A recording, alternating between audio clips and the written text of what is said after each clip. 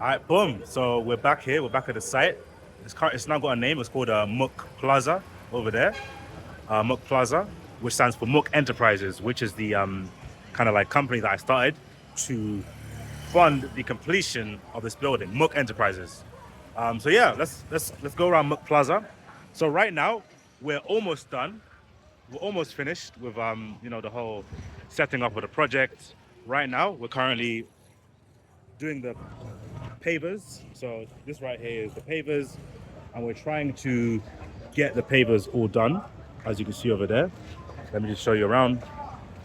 But once the pavers are done, we're gonna then allow people to move into the building. So these are the pavers being done, and that's a team doing the pavers. But yeah, so let me go inside and show you what it looks like on the inside. Right now, after the papers is done, the next step is to sort out the payment, like receiving payments, receiving the money, and also handling the pricing.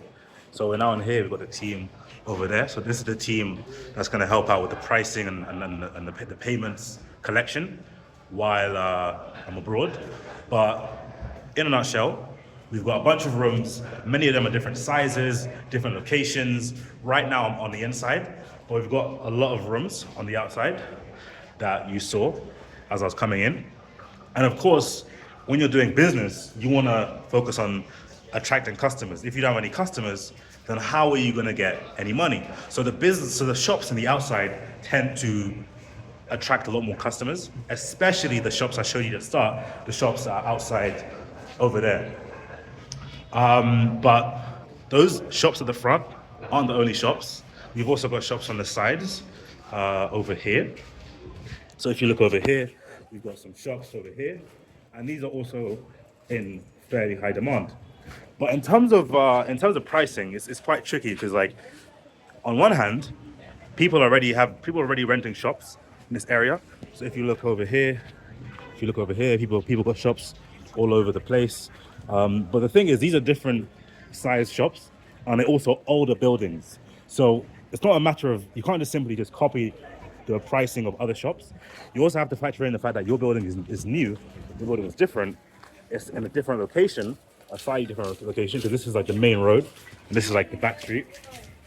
But even for the shops in buildings outside over there, that you can see over there, those shops are also on the main street, but they're not necessarily the same size, and they're not as new as these ones, right?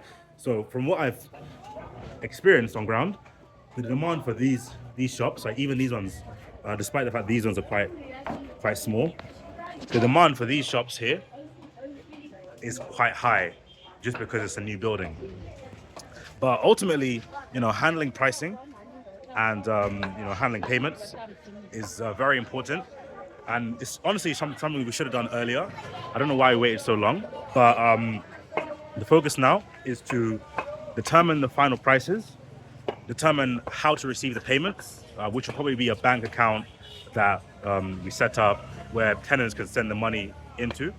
And then once that is done, we have to then finally put a team in place. And the team, obviously, these are the team that are building, but we also have a team who are running the operations, the management. Those are the guys who are sitting on the inside of the building. So yeah, this is MUK Plaza. It's located in Ginger on Kutch Road. Opening very soon. And I want to show you how it looks once it's actually done. Once all the pavers are done, once all this these shops are open, and once we actually have tenants who are renting the place, like we have over here behind me. So yeah, this is just a quick video, just talking about the current status of the project, what we're up to, how we're handling the pricing, how we're going to handle the payments, which is probably going to be a bank account. And I was thinking, like, why isn't there like a fintech app that could do this? But from what I've experienced, fintech apps aren't that reliable in Uganda. It would just add an extra layer of complexity to doing this whole operation thing.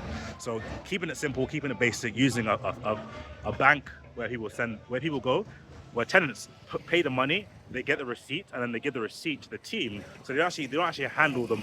The team doesn't handle money, and that's a very important part. The team doesn't handle the money. The team only handles receipts. So that's what we're doing.